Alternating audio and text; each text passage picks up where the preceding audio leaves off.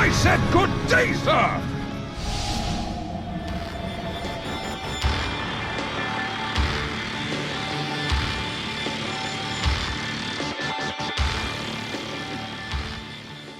Welcome back, everybody, here to your coverage of the Defense Season 4 Grand Final. I am Toby1, and joining me from Team Mouse Sports is Boot Camp. Wagamama.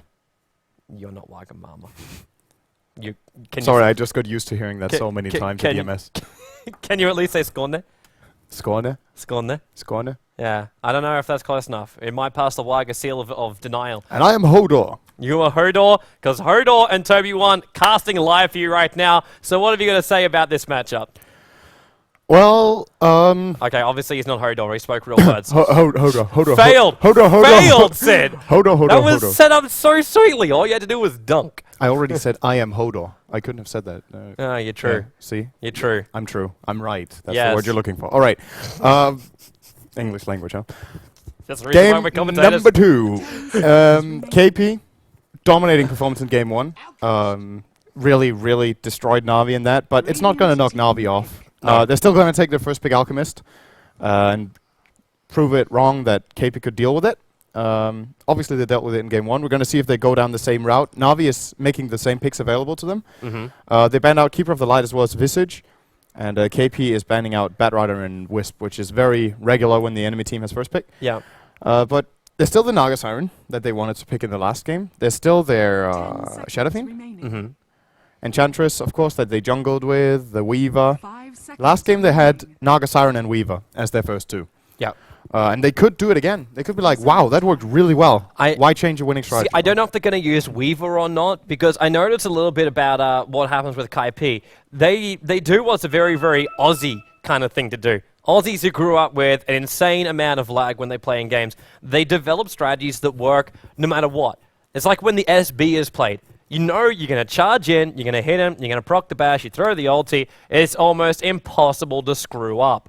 And then you've got Templar Assassin. Like, timing can really make the most out of that hero, but you've still got Refraction, you've still got some way to get out of that one. Then you go with, like, Coddles, who can't miss Jack, Clockwork Goblins, who can hook in nicely, but it's still one of those things where if you bump the cogs out, normally you don't need the 100% split-second timing to do it. And they draft this kind of way when they play on Luxembourg servers for the players who, like Arteezy as well as Eternal Envy, who are playing from a long way away. In saying that, though, like, as I got like the list over here on the side of the games they played last time, they did actually do that. They played Weaver when they were playing on the Luxembourg server last time around. So I'm interested to see how it does all come down. But we get normally Eternal Envies, but Bone 7 does play it. Lifestealer here as the first pick from Kaipi. Yeah, it's the most regular counter pick to Alchemist in the first two. If the enemy team first pick Alchemist, Lifestealer obviously very strong. Strong melee hero, gets in close, has the Feast that can really eat Alchemist alive in his ultimate. Yep. And they get the Bane, which is a hero Kaipi loves picking. Like, loves picking. With an undertone of, I hate that they love picking as much. But, yeah.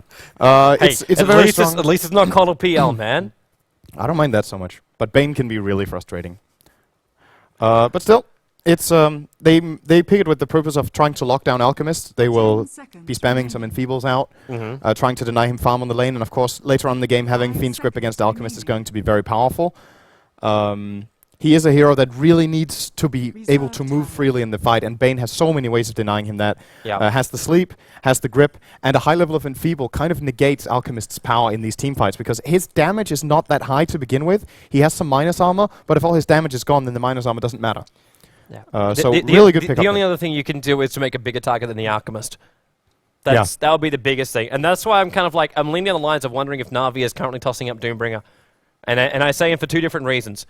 We've seen Kuro take him to the jungle, and he farms up very fast. We saw him level 5 in 3 minutes. I think it was even 3 minutes, like 2.5 minutes last time I cast an RV game, and they did that.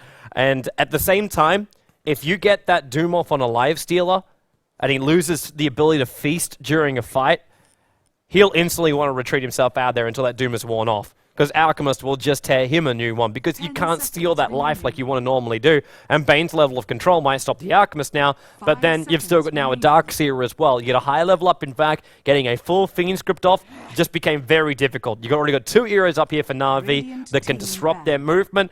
Na'Vi still needs something, though, that's going to go through the immunity. And that's why I'm thinking Doombringer to start with. Maybe there's something else up their sleeve. Puppey right now in the banning stage, he takes out that TA I was talking about before. It's just that safe solo mid that Kaipi can play on a higher ping. And I wouldn't be surprised to see them ban out the Shadow Fiend as well, to be honest, because the way the game develops and how they want to secure their Alchemist, that hero could really cause them a lot of trouble. But could also let it get through, and now that Dendi is more comfortable in his position in mid on an EU host, he will be dominating a lot more. I'm expecting more from him in this game than in the last one. Well, I think a lot of the chat is actually voting and expecting a pudge out from him in this game too.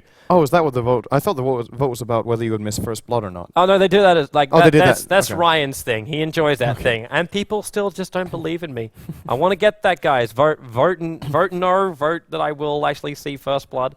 Yeah, right. This is always a negative thing. Will Toby miss first blood? It's such a negative thing, Ryan. How Change about it around. just change the discourse. Go like, Will Toby see first blood? Will Toby catch first blood? Yes. The and glass is half full. everyone will vote wrongly because they think it's the same question as always. We're like, wow, 65% think I'll catch it. Oh, it was catch, not miss. Oh, okay. Yep. All right. Back to the Rubik game. ban by KP. Banning targeted ban at Kuroki, in my opinion. There's 2 reasons for this ban. Or perhaps even 3. First of all, Kuroki plays one of the best ones in the world. Can't deny it. He's insane on that hero. It's a very strong hero to have against Bane, because Spellsteal has very long cast range, and Bane will always need to hesitate on casting the Fiend Script because Rubik can steal it, turn it around against him or against the Lifestealer, which would be very strong. And finally, if he doesn't steal that, there's still Lifestealer is also a good hero to play against this Rubik. Stealing Rage or stealing Open Wounds can be really useful, or Infest if you're into that kind of stuff. Yeah.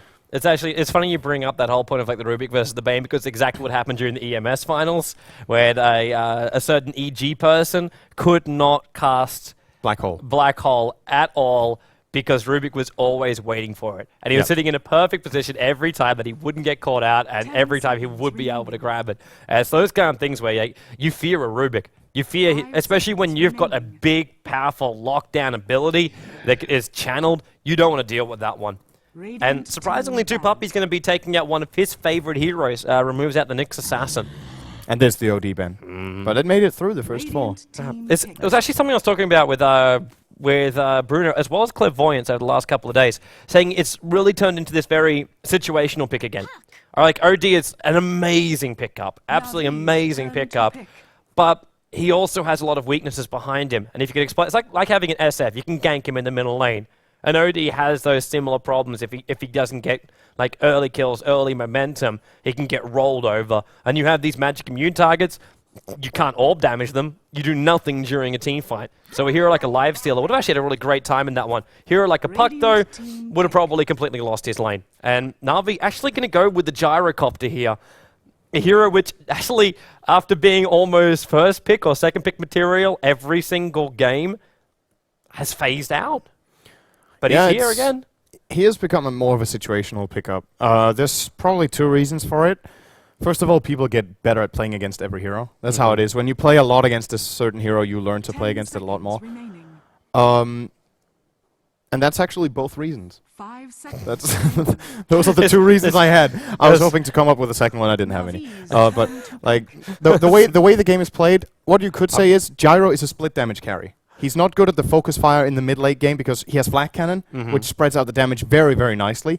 So he's an incredible teamfight hero, but when there's a Lifestealer or an Alchemist in the mix, you can't really deal with that in the fight. They just chase in and lock you down.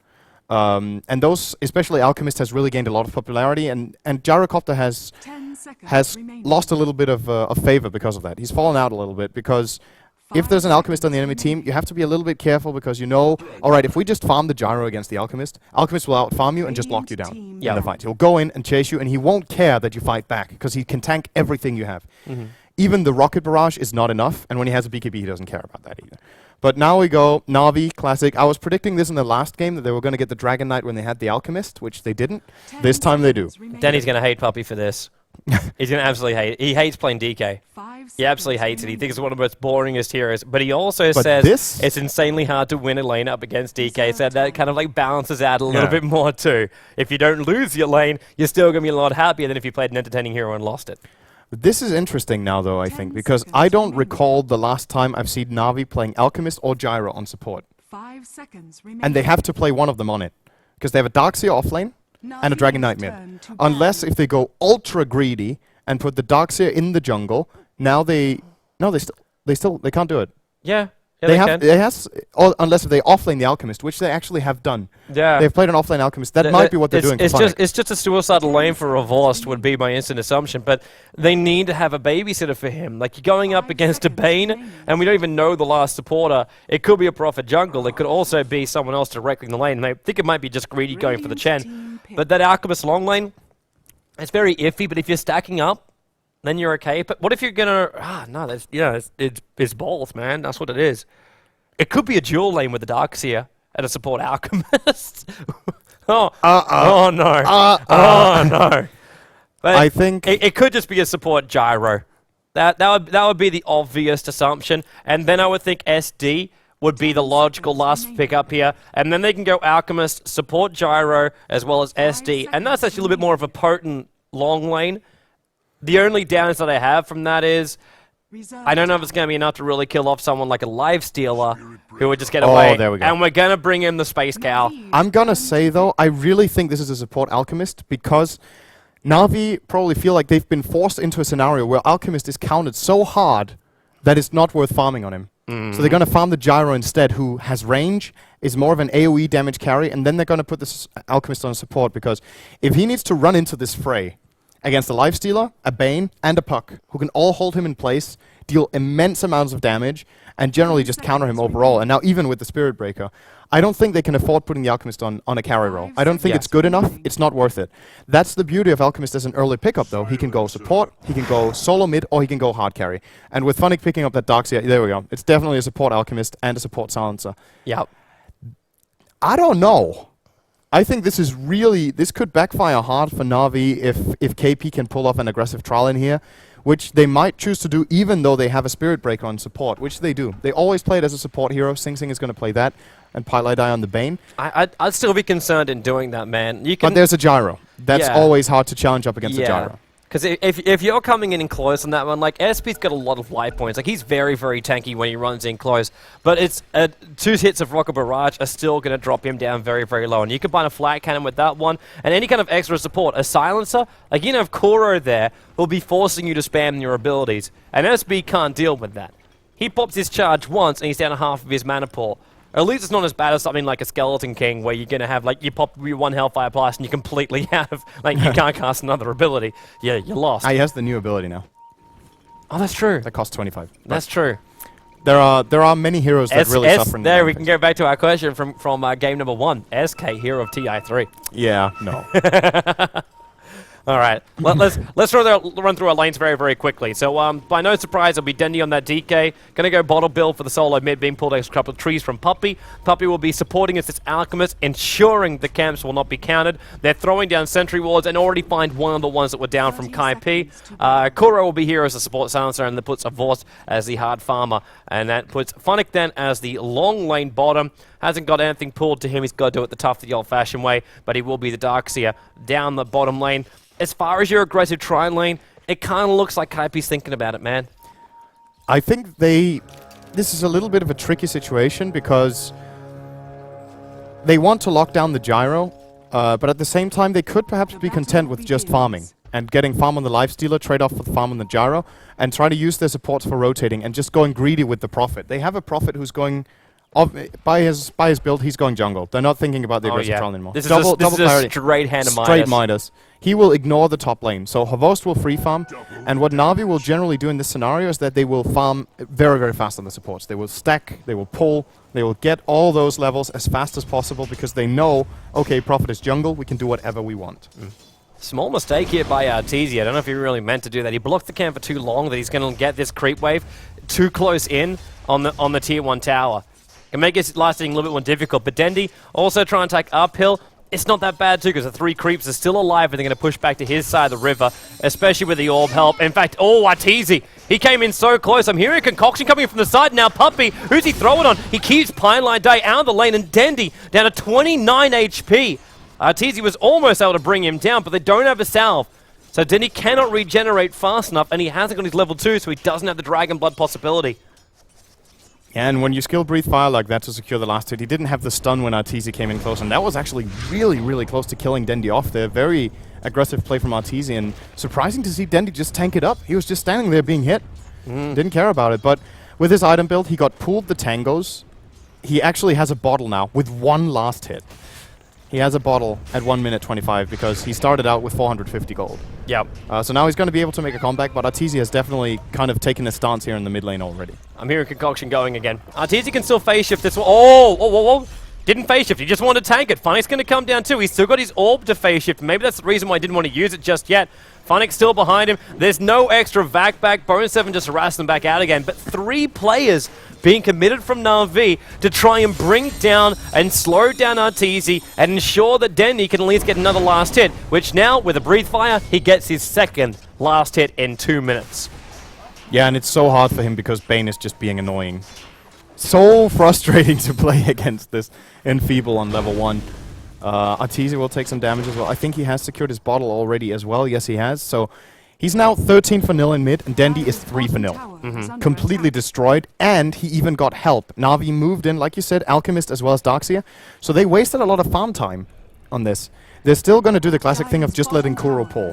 He's level 3 already at 2 minutes and a half, and interestingly enough, he hasn't put a skill point. So he's keeping his options open right now and just really maximizing his farm. But this Alchemist is going to be really weak, I'm afraid, for Na'Vi in this game. Yeah. But that's kind of what they accepted, though. And if they do buy some space, they get a couple of stack-ups, then Puppy will get a lot more money in. But right now, he knows what his duty is. He's a walking stun. Yes, that's all he really is. If he can make sure Denny can even slightly win this lane up against the puck, he'll go for it. But it's a 17-2 up against a 6-0 CS. It's not even a slightly win. This is like an avalanche to Arteezy. And then you look through the rest of Kaipi and Bone 7 stacking up. We've also got to keep very, very close eyes on Bone 7. He is very renowned for courier sniping on his Nature's Prophet. They've already got an aggressive ward right here, but the place that he likes to snipe it out is actually not in the mid. It's back in the base. He likes to TP into this region in here and drop an Observer Ward and leave it behind, so he'll come back for round 2. He did it to Na'Vi during the Winners Bracket final and almost was able to do it a secondary time as well. So this is just something which we're going to keep our eyes open as spectators as well. He's going to get first blood on Dendi here. Just completely destroying him in this lane. Maybe I jinxed it before the game. Maybe. When I said Dendi was going to have an easier time mid on this host. He's having a worse one. And it's also because of the matchup. Last game, the matchup favored him. This time it favors Arteezy. Yep. And he's really exploiting that. Completely running over Dendi right now. 23 for 3 against 9 for 2. And of course, we can't deny that the Enfeeble also had an impact. The help coming in from KP supports has really given Arteezy a commanding lead right now. Double null, boots, and bottle at 4 minutes. Oh yeah. Good luck, Dendi. He's looking so great, man. And again, we're in that same position when Na'Vi's rotation in to get kills is negligible.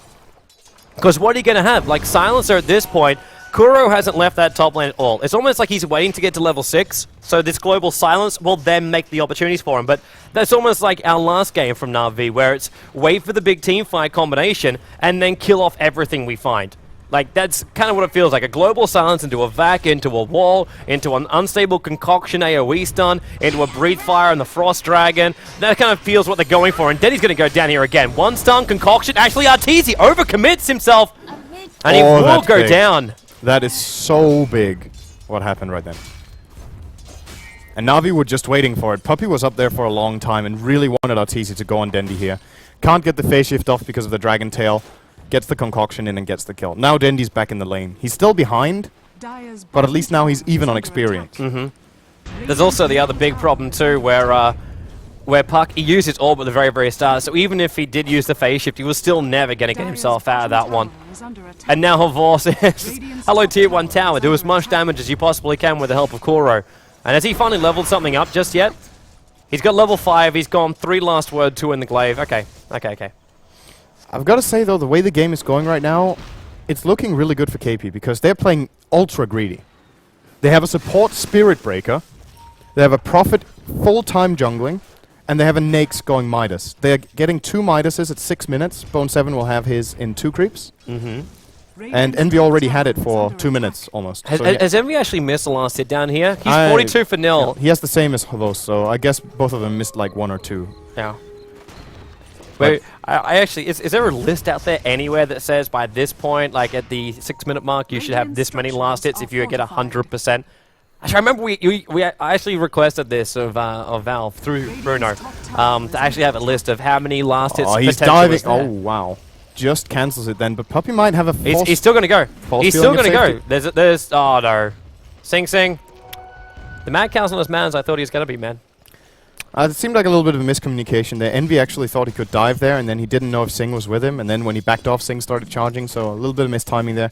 I think they could have got the kill, but at what cost, right? Could have been TPs coming in from Na'Vi, Silencer. It does have a TP scroll. If Gyro has one, it's really difficult to dive this bottom lane. If Gyro TPs in, that's a quick turnaround that could cost them a lot, and Envy just decides not to dive, and was probably the right decision as well.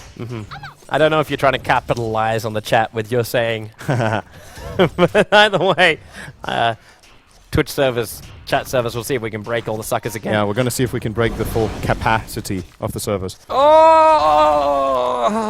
Break the fountain. Anyway, 1-1. How are we looking overall? Like, we're talking about the advantages in different lanes and all that kind of shizzle, but right now, Na'Vi hold experience. Goal goes away from Kaipi. Puck, yeah, that charge is coming in. Dendy instantly stuns up. Puppy will get the chain off, and they got the acid spray down with a Prophet Ultimate bouncing through. It's a lot of damage. Arteezy out of phase shift. Can he join himself out? Yes, he can! He gets out on 2. I think he actually went down to 1 HP. Able to escape from the acid spray, as well as the rest of Na'Vi. But the only bright side for Na'Vi right there is the fact that Dendy did not die. It was only Puppy. Yeah, Dendy survived that, but beautiful, beautiful sleep there coming in from Pylai Die, actually buying Arteezy a little bit of time. Then he gets the stick off, jaunts out, and of course... Oh, bottom lane. We got Silencers come in here. They'll deny up this bottom tower. Puppy.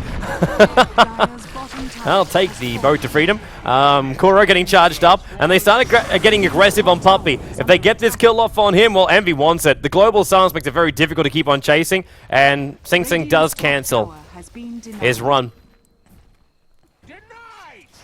It's looking good for KP again. They're ahead by 1,000 gold, behind a little bit on experience. Their supports are not getting as much, I guess. But Arteezy just misclicked. He just phase shifted. I don't think he really intended to do such a thing, but it's off cooldown again already. But funny was do as much damage to him as possible. Gonna surge. Mana's already been committed. This is so smart from Na'Vi. Look at Dragon Knight's positioning. But Arteezy chooses the right side. Or does he? He rocks back in. And Dendy's going to be here, but in comes Sing Sing. The Mad Cow bumps them back out again. Arteezy, no phase shift, 4 seconds. And with Dendy being surged up in the Iron Shell, they got the damage up on him. Then the double Iron Shell from Funnick as well as Dendy. And then the Dragon Tail, they get a double kill out onto Kaipi. You can't blame Kaipi for going in just then. It looked like a silver platter of Dendy. Such a smart counter gang here from Na'Vi. And you could just tell, when you see the whole map there, you can see what Funnick's thought process is when he starts fighting the puck. Please go on me, please make Spirit Breaker charge me, thinking you can get this kill. I know I have Dendy flanking. If Puck tries to jump out, I have Dendy on the high ground, and they got everything the way they wanted there. 2 very, very nice kills from Na'Vi. Yeah. And they're going to try and turn it into a tower in the middle lane too. Puck, though, throws down the ulti. Denny in ulti form. He doesn't have a Dragon Tail. He's silenced up right now. The call down. Trying to buy some extra space. The Dragon Tail, the last thing he can give out before Kuro does actually go down. Dendy's still alive here. Sing Sing being stunned up. Rocket Barrage. There's still an acid spray from Puppy. Level 2 up on that as well, so no one really wants to jump in too deeply on that one. Especially Pylai is retreating back. Again, another hero from Kaipi, a fight from that middle lane, and they retreat on a B-stick of life. This kind of feels like what happened at TI1, where forever we're basically saying, like, China just cannot be killed as they retreat on 2 life points every single game. It almost feels calculated. Yeah, they're doing so well right now, KP. It's very, very impressive. And as far as farm goes, they're still looking good. Sorry, obviously Havost is getting a lot of farm right now, but so is Envy, and he has a Midas. The Nature's Prophet, like I said, also has a Midas. And I don't know what he's going for next. I think he just bought up his phase boost, but we're not looking too long at that Shadow Blade. And Na'Vi needs to be careful around the map when we start getting these infest ganks. How are they gonna respond when Prophet has a Shadow Blade? They can TP in with the Lifestealer infested in him, and even throw a Spirit Breaker over the top on that gang. I can't believe I'm casting a game with Spirit Breaker. But like there's you should have been here the last 3 days, man. We had 4 of the bloody things from the same team. Yeah, yeah. No one else is doing this. But then again, it was like Tree Protector in the early stages. Quantic were the only team that were doing it. And they've been successful with it, so can't really blame them. And now, 3 for 3 to score 11 minutes in. Hey man, I'd still say that the development so popular. Like, I was talking to Black about this, and you and I both know if you ever want like the best insight into proper like changes and breaks in the meta, Black is the person to talk to. And he basically said, SB, best supporter in the world. So that's enough for me. Oh, here we go. Death. So easily death. The global silence means they can't easily finish it off, but it's going to wear off, so the brain sap. Wait, pilot? Oh, yeah, he goes silenced up again. Now Arteezy. Gonna get caught off by the stun, but orbs up. Dendi cannot reach him. And you can just tell Na'Vi was trying the same again. Please orb in this direction. Dendi is there. And Arteezy takes the right path again. Gets out, but probably at the cost of his mid tower. Yeah, they've already used fortification. Parkour, he's gonna get Puppy though. Arteezy stunned up. Dragon Tail's already been used. Spacious. Puppy being charged up right now by Sing Sing. That will get the kill. There's nothing that can be done about that.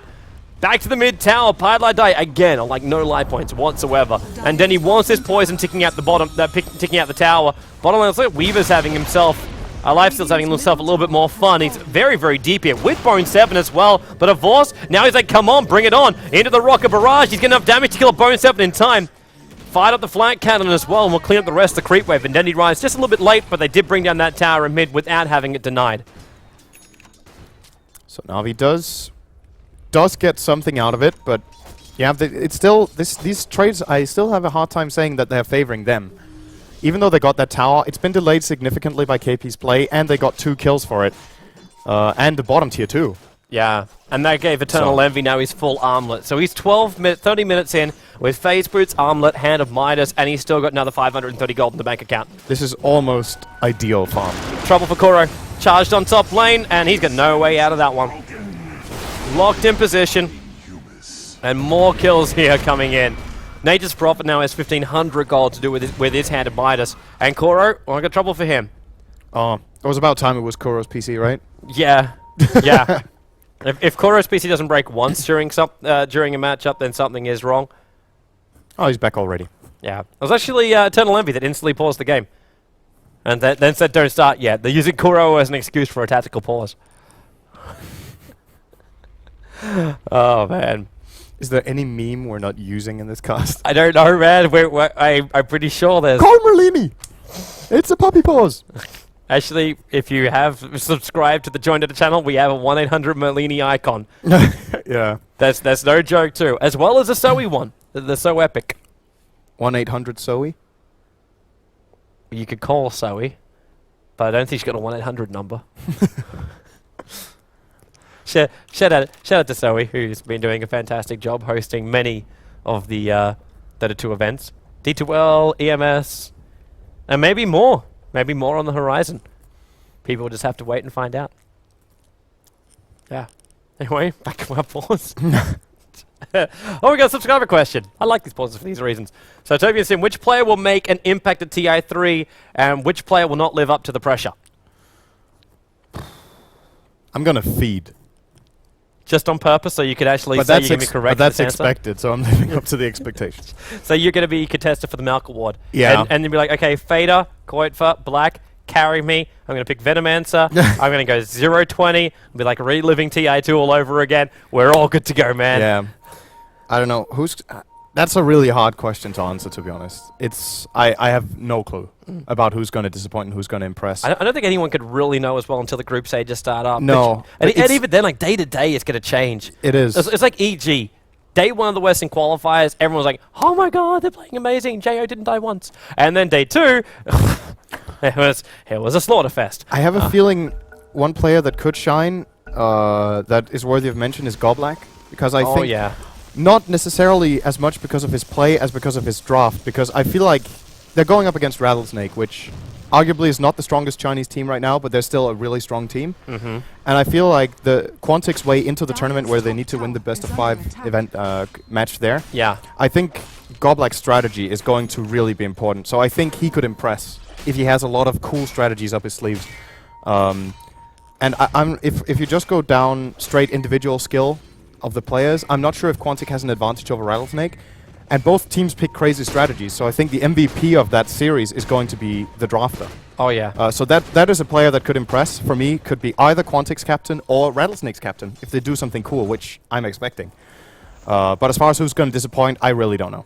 I have no idea. I kind of I don't even want to answer that question. Like, who is going to fail? Like, Yeah, exactly. like if EG was there, we could make the troll joke. It'll be EG. But EG's not going to be there, so we can't make the troll joke. And there's no other team which we kind of hope goes bad. It's no. I just hope Quantic get through because I want to see how the rest of China, not just Rattlesnake, deal with Quantic. That's my main reason. Also, European strength for the win. Puppy, a lot of trouble. Charged up. There were 3 men smoke up, and Puppy is dead very, very quickly. 18 seconds on the sideline. So now on bottom lane, Eternal Envy. It's a global silence plus the extra silence. And Denny is able to get that kill. So an Alchemist for a live stealer and possibly a tier 1 tower trade. You see, it's funny. Generally, you would say... Havor says no. Dendy says yes. He wants a kill. He is so close to getting that Dragon Tail range up on Sing Sing. Remember the Dragon Tail with the Dragon form. He's got the range and Pumpy prepping the concoction. Arteezy already going to throw the orb and he gets stunned up and then gets held. That's a bigger loss. They lost 2 cores here for Kaipi.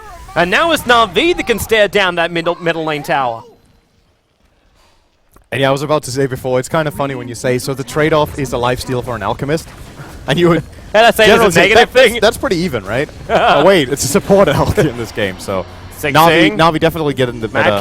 Mad Cow, he's going in for Kuro. He's in very, very deep here. Bone 7 trying to help Mother back into a wall. Fiend's Grip goes up, and now Kuro, he's able to break it out. Sing Sing over towards the sidelines. Eternal Envy, he doesn't know who to attack, and he's got a huge tree line in his way from attacking. They kill off Kuro, but that was not what they were really hoping for. Funnick's wall was perfect. Oh, such a good wall back there, but they don't have the combo when Havost isn't there. Correct. They need the flag cannon and they need the call down. Or an incredible stun from Puppy, but I'm not sure if he was in position or had it or anything, but that's very, very hard to execute anyway. So, Na'Vi got a good fight, KP bouncing back, and more importantly for KP, they seem to be getting the towers out of this. Looks like they're going to get mid as... Oh, Arteezy just made it deniable. He just made it deniable with that hit. I think he just made a mistake there. He's looking to come back in for it though. No, it's not going to happen. So we get to get back. Maybe it's just the Radiant side these days, like today, that gets to deny off every single tower. Like we saw, like Kaipi, they denied off 2 of their towers in the last game, and then they just won. That was not really much more to say after that point. But something to note: Charo finished up a BKB, big item, and Dendy also going to get his BKB. He's farming up a double stack of Ancients right now with the extra Splash Dragon. So that's his 1300. So double BKBs coming the way of Na'Vi. The mech's already up as well for Funnick. And if you look through the rest of it, even Puppy is trying to build into a Medallion of Courage right now. Maybe he can get that for his team. While you look at Kaipi, and Eternal Envy's on the way to building into a Desolator. Oh, whoa, whoa, whoa. Is this really happening? KP is smoking 4 heroes top. At the same time. Na'Vi is basically getting roached for this. They're taking the chance. They sense it. That's what's happening. That's what's happening. They also have great ward coverage. 2 wards. Notice how good vision they have around the Roche Pit. Just very, very, very planning. What's my language? Very thorough preparation. That's a good way of putting it. Just very objective-minded. At the same time, man, you know how we're talking about Kuro sniping? We were meant to look for it, man, and we're too busy watching Roshan die. But he gets the kill on the courier. But this is something I would like to elaborate on. You see it again? I've noticed this is something Na'Vi does perhaps more than any other team. They ward very much for the objective. If they want to get Roshan, they don't just put 1 ward, they put 2 wards. If they want to push the top tower, they don't just put the 1 ward behind the tower, they put 2 wards, they put 3 wards, get full coverage. It's very different to other teams. Like I know it's Alliance, they spread their wards out so much they know at key choke points where people give through. Like, why would Na'Vi want to do it differently? They just know the importance of these objectives, but I'm not sure if they got a good trade-off here. They wanted that Roshan really badly, and they did get it, but they end up paying 2 towers. They also get the tier 1 bottom. I guess overall it's even, and an even trade for Na'Vi right now, I guess, is good enough. Getting 2 towers plus Roche for 1 tower is what they need, and Gyro is getting space, he's getting more farm, and with these 2 BKBs, I feel like Na'Vi has hit the point when they can really start taking fights. Challenge to you to say that name. Aurel Vlaichu. Aurel Vlaichu. Fantastic. Bliat. I prefer Alchemist as Goblin's name. What is it? No, Hodo? Ogre's name is Ogre for the Alchemist. I really think that Alchemist Ogre should be renamed to Hodor. Ogre. Because it looks just like it. Like, imagine like this little son, little prince just sitting there on the back of the shoulders of the Alchemist. Then again, it's the Alchemist who's on top. It's not actually the Ogre. Ogre is a method of transportation. Yeah, there's his name.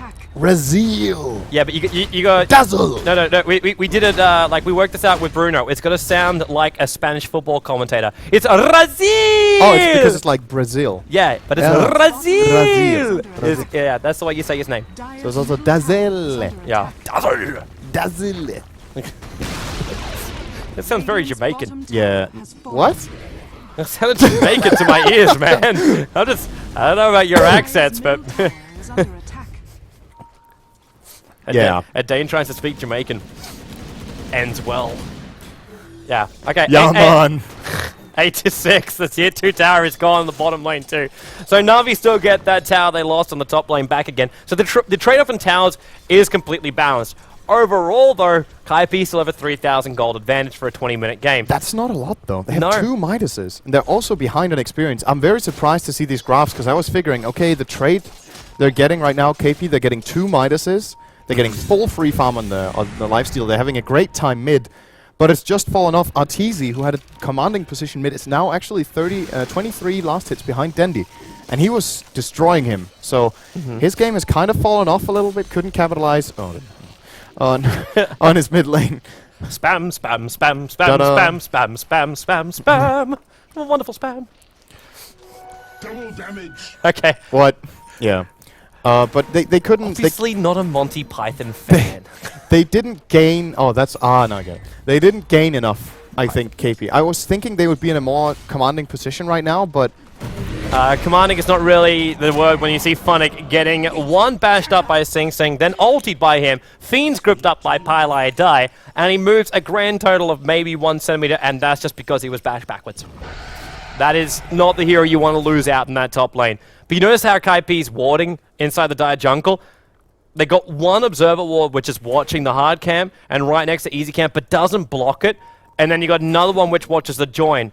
The move up from the river into the deep jungle of the Dire side. And Na'Vi, they tried to de-ward it. Puppy came up there with the sentry ward, and he completely missed it when he was searching for it. This is a nice ward coming out of KP. Actually, both. This vision that they have right now really sets up those kills for Spirit Breaker. It's very clear that that's the game plan. Get the vision, see when we can get the pick off with Spirit Breaker, and then just go for it. Because they're not expecting saw it Na'Vi perfectly to too. find it. Yeah, it's very It's nice. like you know Funnick is going to be just one person up there because you got the vision. You know he doesn't have the support. And Na'Vi don't have the support like a Nature's Prophet that can TP in or something like that. And if Na'Vi realize that ward was there, then they go, ha ha ha ha, Bar 7. He's doing it again. Position slightly wrong. The courier went down. It transfers his item, and Bone 7's like, that was meant to be heading north. And he shows himself. That's almost like a poker player saying, I had a full straight, but I didn't put it down. That's what that kind of felt like. Like, I'm watching your courier. I can basically take you on the river, but really? No. That's a good analogy. The Yeah. one with the strike? No, that's bowling. Why can't I find the word? Straight. There we go. I'm going for the. I'm going for the spell. Gotta pick that one ping off. That one pin off on the side. Notice Na'Vi's movement and warding now, though. They realize, okay, their own jungle is kind of exposed, so what do? They smoke into the enemy jungle. They don't catch anyone, but they get map control. They get a good aggressive ward at the top river, at the Radiant Ancients, and they get one into the Radiant jungle. So now they have opportunities to see, if nothing else, know where KP is, so they can expect the ganks coming. Because oftentimes Spirit Breaker is going to charge from his own jungle. They'll see him coming, then they can set up the counter gank. Or alternatively, just be like, fuck it, let's push mid. We have 2 BKBs and a Medallion and an Alchemist. I don't know why I mentioned that Medallion. I expect him. He had it, so he's had it for a while. Doesn't really make a difference. Yeah. But I they know what you meant. I know what you meant.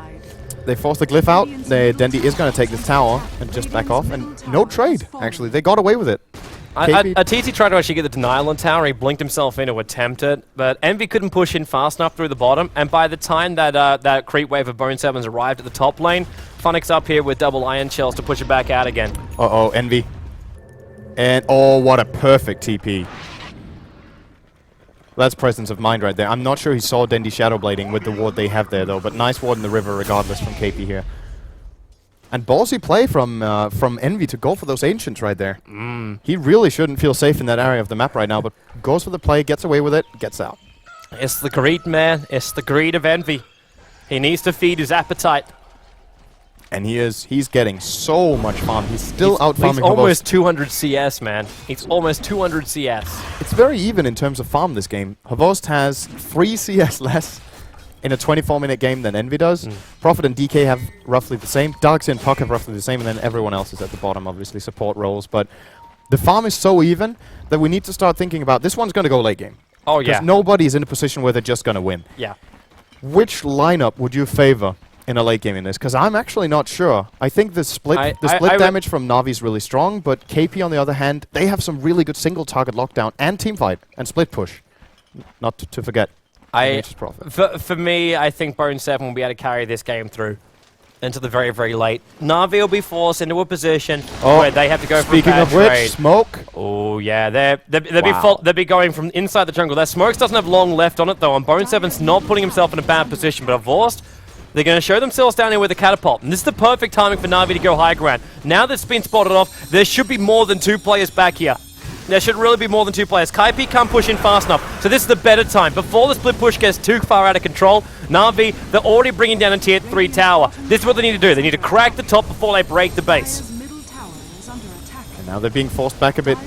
Envy is waiting. He's still just pushing top. He's not TPing back. I'm really surprised that Kaipi's letting this happen. They're giving this tower away, and finally Envy TP's home. He barely got any damage. Now they go for it. The denial on the tower done by Prophet. The grip not going to be enough from Pylai Die. Denny pops a BKB, stuns up Arteezy. Envy was inside him, backs him back out again, but the global silence means that Envy, he couldn't rage himself up, so all of Kaipi had to back themselves up, and because it's fail initiation now, Na'Vi have the option, if they can finish it off though, of bringing down the melee ranks, or just bringing down Pylai Die with the Breathe Fire and the Dragon Tail from Denny. They've got a double kill on him, and now they're stunned. The ulti out. Where the hell does Sing Sing end up? He managed to evade, and now being silenced up, they can't finish the job. The Urn charge on him, but he's back inside the well, and he won't pop. But this bottom Rax will. I'm jinxing everything today. You are, Toby, man. this one's going to go late game. 1 minute later, Rax. You're like a black cat, man. Okay. I feel like Na'Vi really, they know when the time is to strike. They have so much experience. They have their BKBs, they have their care items, they go in. On the other hand, Kaipi a little bit shaky there.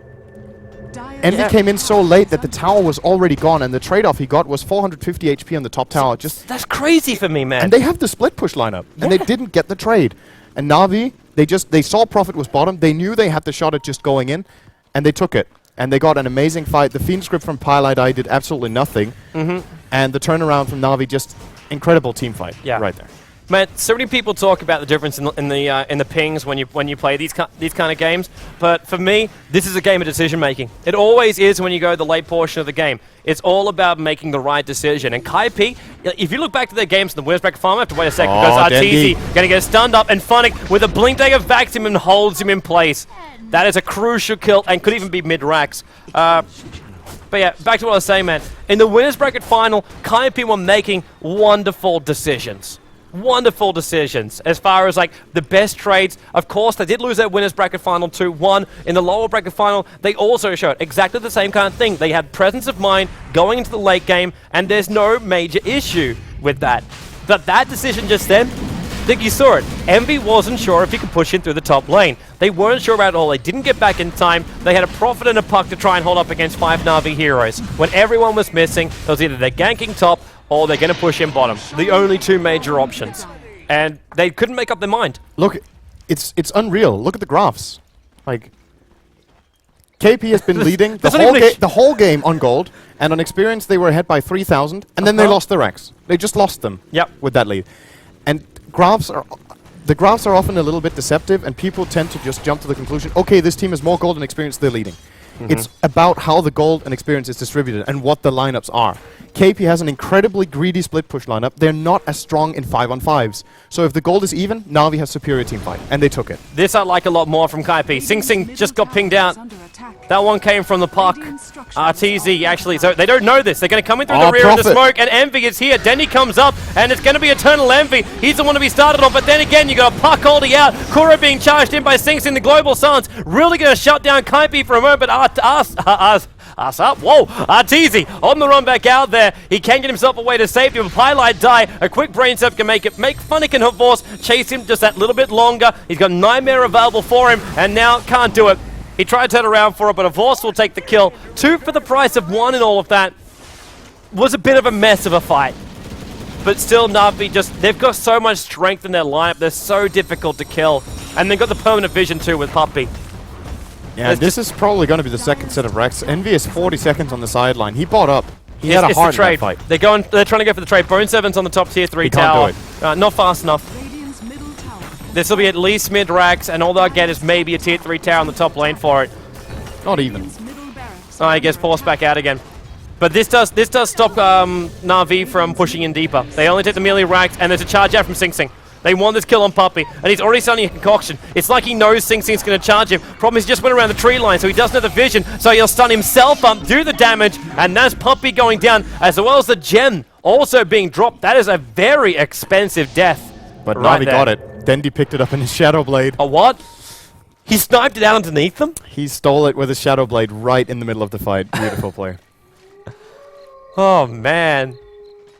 11-11, and here I thought maybe Kaipi will get something that gets to go their way with that gem drop, but... Because that gem drop would have been huge for them.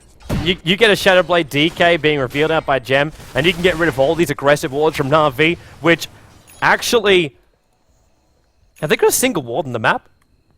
Nobody has any They got vision. one. They got one Oh, there. Yeah. only just planted by Koro on the tier 2 tower, but they didn't even leave a ward behind. But that's a kind of an inevitable consequence of how the game has developed over the last 6 minutes. Because Na'Vi has just been pushing and fighting. They haven't ever gone back, kind of. I don't remember them backing. Maybe a little bit, and then they just pushed again. So the downtime hasn't really been there to get the position on the map to place wards, because they haven't needed it. They just want to take the clashes. They're in position, and now this one ward they have top is enough. They just need to see if they're being flanked. This one sees to the right. There's no flank, they're going to jump straight in. Observer ward goes down, but the gem from Dendi, that's going to reveal the fact that Dendi's there too. Because no one else has a gem on them. Pylai Die comes in to help out. The rocket's going to hit on Sing Sing, but he doesn't care about that one. There's Prophet really coming in. They're all being up to see who's in the tree line. And Koro's, Arteezy. He's trying to stop himself from attacking. And he gets a silence on Koro. And Envy just goes straight in and says, okay, I can take out the silencer, who now casts his global silence. They still haven't got themselves a kill from this one. A little bit further up, where Envy, he's deep in there. He gets up on Funnick, but Funnick back into a wall. Prophet dead. Buys back instantly. Sing Sing ollies up, trying to push Koro back down again. They've got Darkseer. Now they've also got... They've got more with the silencer, but Envy stunned up by Puppy. Nahar doesn't protect him when he's got so much damage coming out from Na'Vi, and GG is the call coming out from Eternal Envy. They say enough is enough. 13-16, and we will level up this grand final at 1 apiece. Yeah, and that last fight, KP kind of needed to execute it perfectly to make that... To have that fight go into their favor, they really need to execute it perfectly. Puck jumps in. They got a little bit confused with the whole situation because of Arteezy's positioning. Yeah. He felt forced to go in. He gets silence on one guy, coil on one guy, who has Ghost Scepter, and then Nakes runs on him and wastes the entire duration of Rage. So Envy, with all the farm he has in that fight, he basically tries to use it to kill silence. It doesn't work. And then when the big boys come rolling in from the bottom, he doesn't have Rage, and he gets destroyed. Yep. So a bit of a misplay there, but you've got to say, Eternal Envy had to play that perfectly on the lifesteal, and the team had to have a better initiation than that to win that fight, because Navi's team fight at this point. The only counter to these BKBs is Envy hitting them hard. So if he is locked down, they don't die. Nothing will stop Na'Vi. And they knew with their draft what the point was. It's so incredible to watch that you can have a game that's so even for 25 minutes, and then boom, racks. One mistake. One fight is enough. And it wasn't even just a fight, it was a decision. Yeah. That's all it really came down to. And that's what really makes or breaks a team. That's why late game, like big late game matches find themselves in all of those, like those big highlight videos, because at the end of a game, you could be sitting there with every single item, you can have buyback for your entire team, and you can still lose the game just based on one decision that your team makes. And you have to make it either as a team, even if one person falls out of line and doesn't make that decision, bomb. Yeah. You're gone. All right, let's see how we go with game number 3, because, guys, we're going to take ourselves a short break, grab ourselves a cool beverage, and we'll be back here for game number 3 of this best of 5 grand final for the Defense Season 4.